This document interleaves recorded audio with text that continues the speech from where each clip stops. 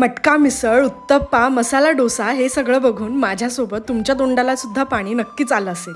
रामकृष्णारी मंडळी, माझं नाव किशोरी आणि आज मी तुम्हाला वाईच्या एक अशा ठिकाणी घेऊन जाणार आहे जिथे वाईचं फेमस मटका मिसळच नाही तर ऑथेंटिक साऊथ इंडियन नाश्त्यासोबतच अजून बरंच काही भेटणार आहे आणि ते म्हणजे आपलं सर्वांचं लाडकं दुर्वांकूर.